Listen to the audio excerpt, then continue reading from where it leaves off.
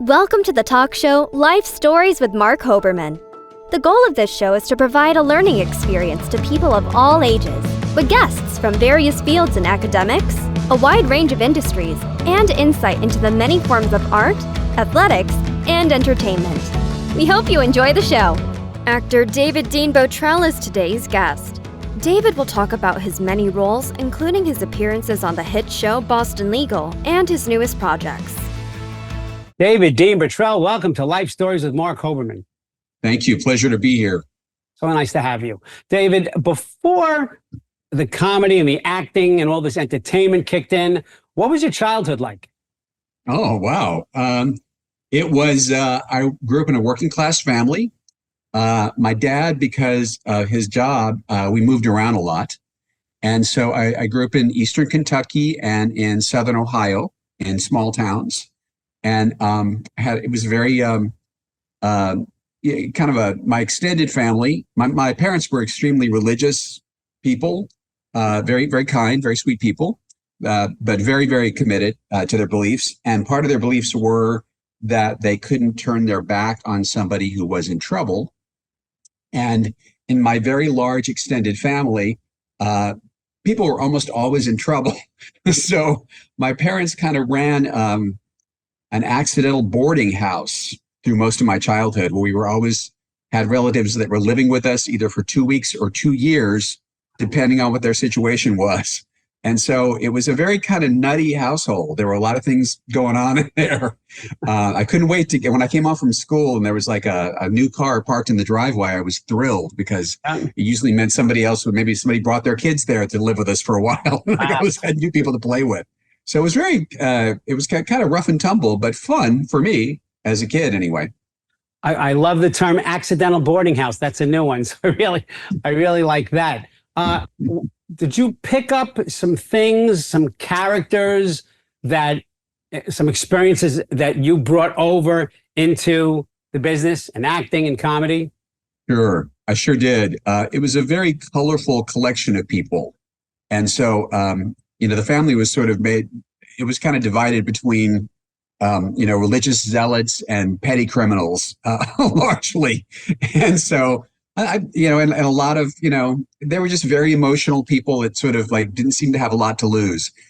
So they were always involved in some kind of adventure.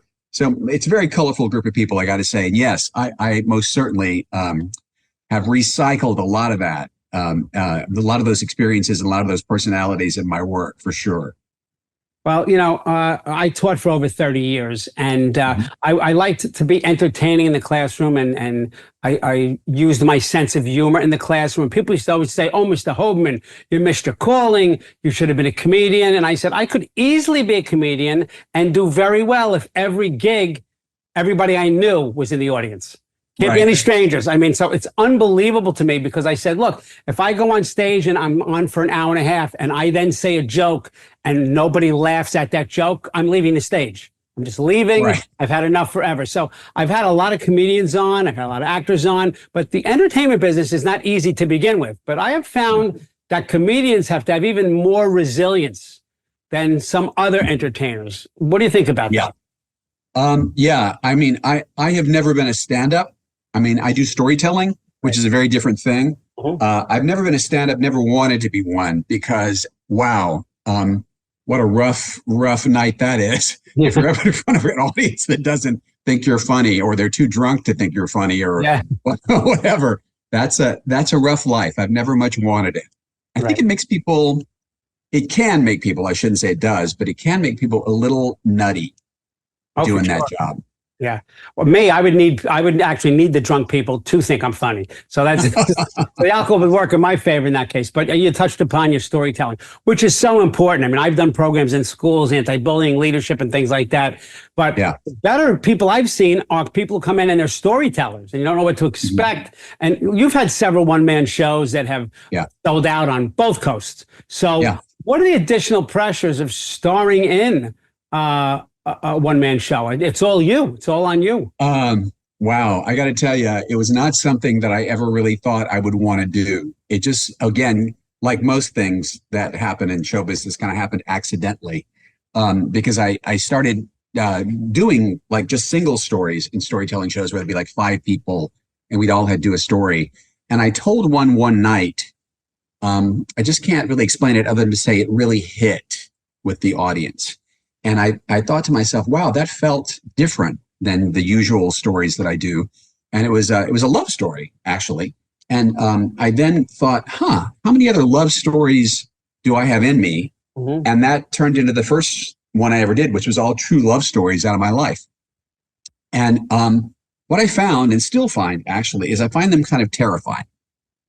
But they're a good kind of terrifying, because it's just sort of the opposite of being an actor, because when you're acting, you're supposed to kind of disappear into some character that somebody wrote. And when you're storytelling, it's very much the opposite. You want to be as transparent and genuine and honest from your own heart as you can be. And so it's a big risk, because you're out there being sometimes extremely personal with the stories that you tell. And what I have discovered is the more I stick my neck out and the more that I take a chance and tell something very specific that I think, well, nobody will relate to this. Everybody does. And many people say, afterwards when they meet me, they say, wow, I'm so glad you said that. I'm so glad that you took that out and aired it in public, because I thought I was the only one that had ever had that experience. And it's in that way, it feels really kind of wonderful. I got to say, out of all the work that I've done, this is the one this particular thing, storytelling is the thing that I've had the most remarkable response from people and I really love doing it. I'm doing a show actually in about maybe 10 days or so in Palm Springs, California, and I'm really looking forward to it. And that show, by the way, is a series of stories about death. And it's very funny, believe it or not.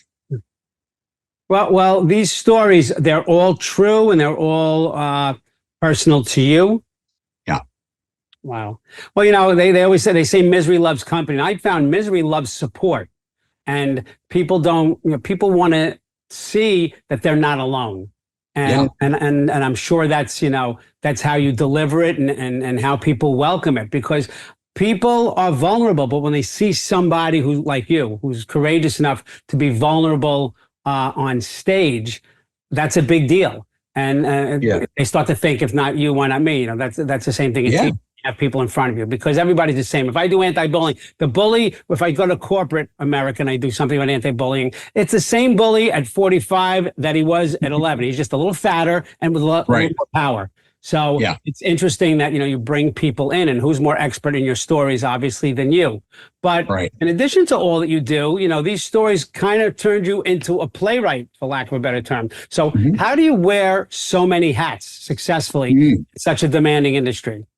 Well, I'll tell you, again, everything was born of sort of the moment. I was very blessed when I first got out of acting school. I had a good run. I was employed pretty steadily. I was in my 20s, and I was very young looking, and I played a lot of teenagers for a long time, even though I wasn't one anymore. But and then one day, genetics just kind of caught up with me, and I didn't look like a teenager anymore. And suddenly, I didn't really look exactly my age either, and so nobody knew what to do with me, and I was suddenly unemployed as an actor. And I was a waiter again, and I hadn't been a waiter in a long time. And I would come home after my shift, and I thought, you know what? I'm going to start writing. And I started writing a play that was, again, based out of stories from my family. And eventually I brought on a writing partner to work with me, because I was a little chicken to do it by myself. And that first collection of stories, mostly out of my family, became a play that just kind of took off like that. And then that led to me. It was produced in a place called the Long Wharf in Connecticut, which is a very prestigious regional theater out there. And then it moved to Off-Broadway. And from there, I suddenly was imported to California to work in the screenwriting business. And again, truthfully, and I've done a bunch of stuff. I've directed, and I've done a lot of stuff. And occasionally I've had people say, wow, you have so many, you do so many different things, and you're such a Renaissance guy and all that. And truthfully, like everything has come out of unemployment. I I thought, oh, this well seems to have dried up. What else can I talk my way into? What else can I fake my way into? And I remember the first directing job I ever had. I really didn't exactly know what I was doing, but I thought, how hard can it be? and talk myself into it. It's, creative work is paying attention and being honest and solving problems, like solving what you see that is wrong or that's not working. And I God bless, I'm knocking on wood here. I've had a good luck at making a living doing that, which is great. And by the way, I also teach. I teach acting here in New York City. Wow, that's great. Yeah, teaching is so close to my heart. And you're like the poster child for perseverance and resilience. I would argue that if you're ever not doing well, you should be unemployed again. Because when you're unemployed, that's when you go right into, go mode. I have to ask you a question. I wrote a memoir some years ago, which actually is the reason why I've been doing this show for so many years. But I had personal things in it too. And I remember there was something in it, nothing terrible, but something, I discussed with my sister. And at the time, she didn't want me to put it in the book because it was kind of something that bothered her. And so I left it out. I think I should have left it in now in hindsight, but I'm asking that question because this is your family and it's comedy and it's funny things.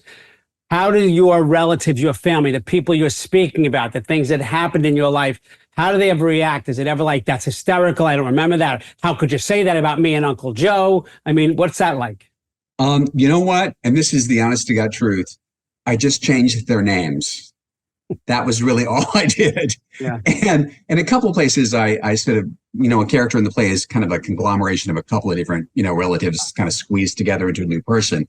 But largely, I was shocked that most of my relatives did not recognize themselves.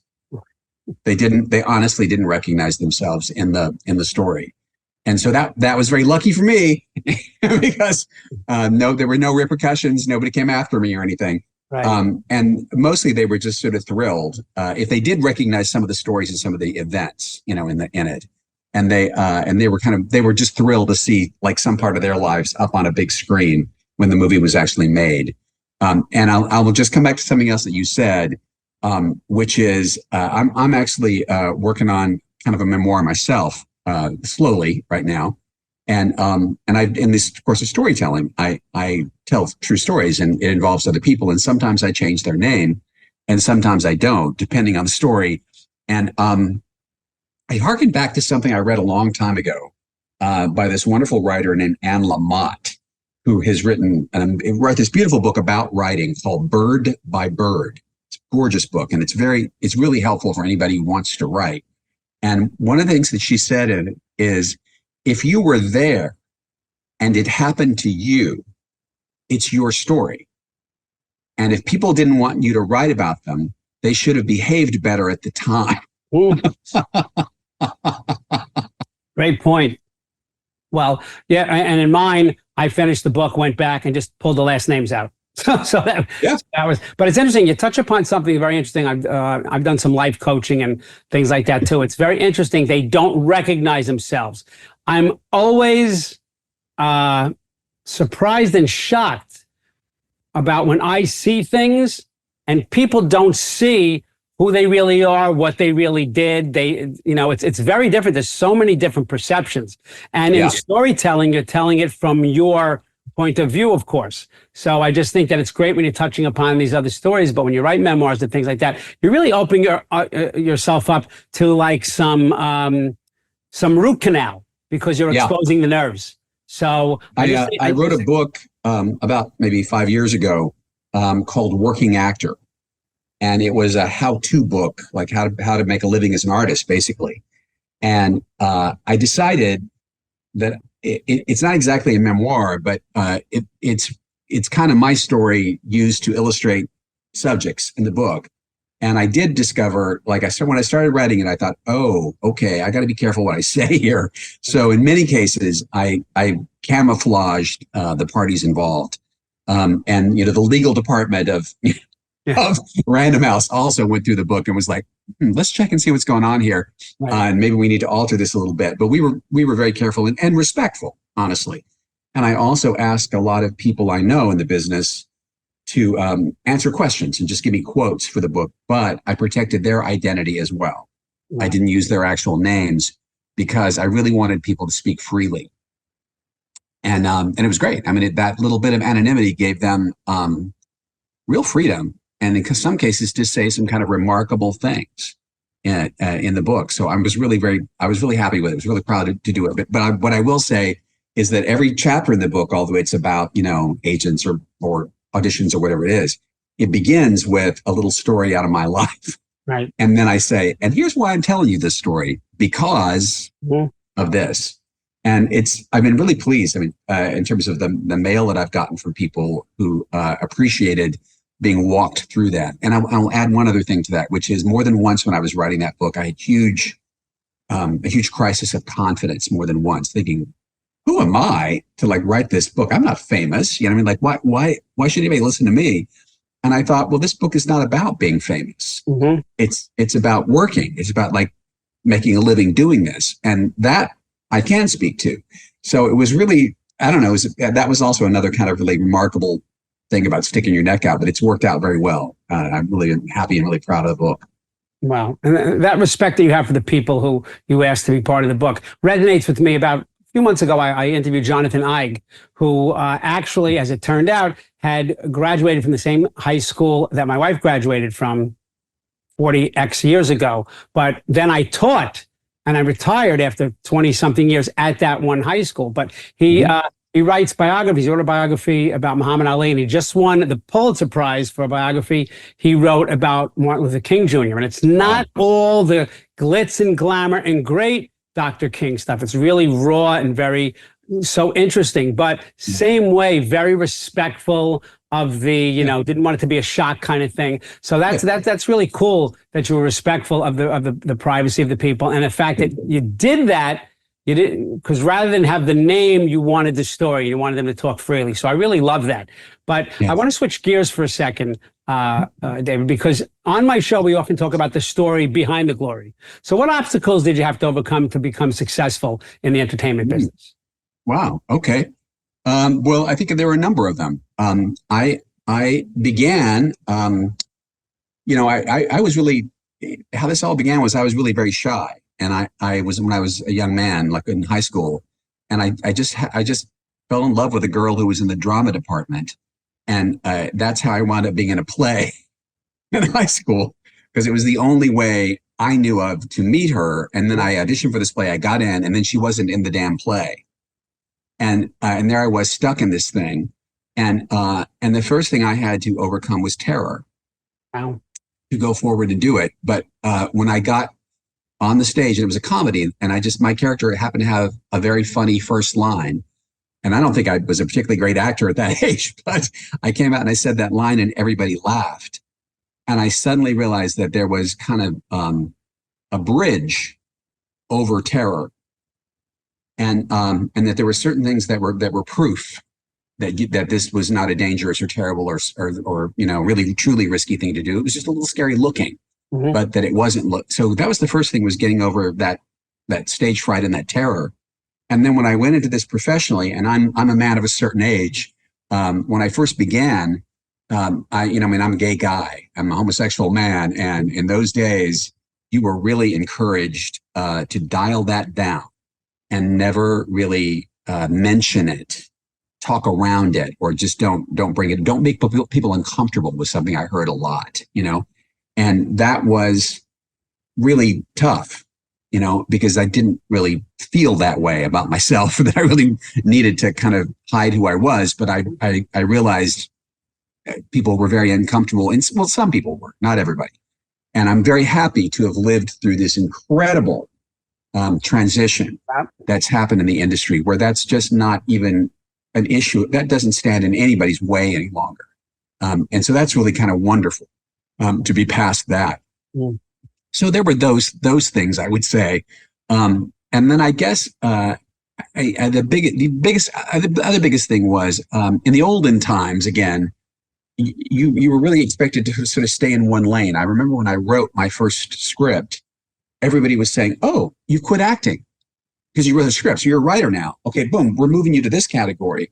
And it was very hard to say no. That I didn't say that. I just wrote a script. That doesn't mean I'm not still an actor, Right? because it was really, they were very quick to sort of file you away in one department.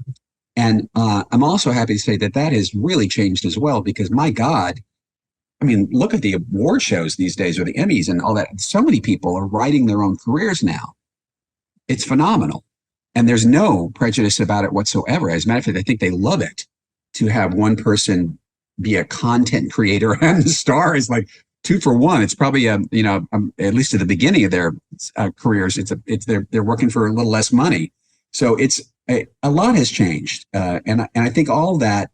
And I do, when I teach students, because I teach acting, I sort of tell them, you got to be brave. Like you got, even if your knees are knocking together, you got to be brave to do this.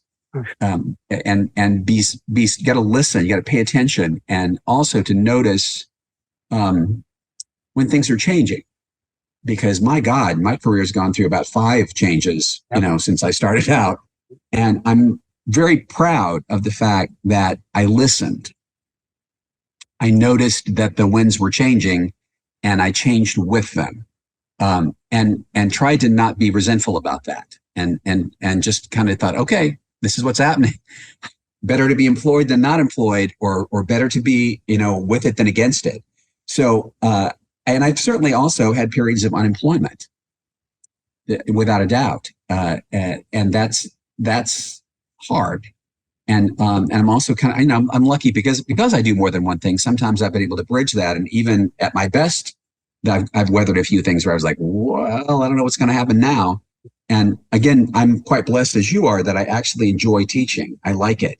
And so I've taught for a bunch of different places. I've taught for UCLA, and I've taught for the American Academy, and I've taught at Temple, and I teach a little at USC once in a while. And so I've got a bunch of different places on both coasts that will usually employ me if I'm free and in need of some employment. So I guess I would say that the story behind the story is whatever those risks were, or those periods that were a little rocky. I think that I learned, and this is something that is hard to know at first, but just through the proof that if I held on long enough, another job would come. Like I don't really now, I just did a job not too long ago, and in the old days, I would go, oh my God, will I ever get another job? And I don't really feel that way anymore. I feel like, yeah, there'll be another job. I just don't know when it's coming. Right. That's a testament to you, quite honestly, because thank goodness you stayed in the industry long enough to when they flipped the switch, when things became more acceptable. Because many people, as you know, left because of not being able to be who they are, say who they are. Yeah. So luckily you stayed. It wasn't just luck, but your perseverance showed that. So here we are then years later, and we're in season 3 of Boston Legal, and you had a recurring role as the creepy Lincoln Meyer. So what was it like working alongside the legendary William Shatner? He's very funny. He was very funny. I was quite scared to meet him. Mm-hmm. And then I wound up meeting him literally the first day in the makeup trailer. He was in the chair next to me. And he was, I grew up on him. He was Captain Kirk, for Christ's sake. And I loved that show. I loved it. And I'd seen every episode of it. And all of a sudden there he was. And he was so lovely. And I remember him sort of like slapping me on the back and saying, welcome aboard and all that. And I was so moved. Right. And then I actually got to work with him, obviously, in the show. And he was hilarious. Very, very quirky guy, but hilarious. And so I was very, very happy to do that. And as everybody, and my God, during the time I was on there, I worked with a lot of remarkable people. And to a person, everyone was really something. Just really, really welcoming. And if it weren't for David E. Kelley, man, I was supposed to be on one episode of that show. And David Kelley liked me, and he literally rewrote season 3 and put me in it. Wow. And put me in it in a very big way. And it changed my life. Sure. I mean, pretty much everything I've done since then is because of that show. It just kicked open so many doors for me, and it was so unexpected. It really came out of the blue.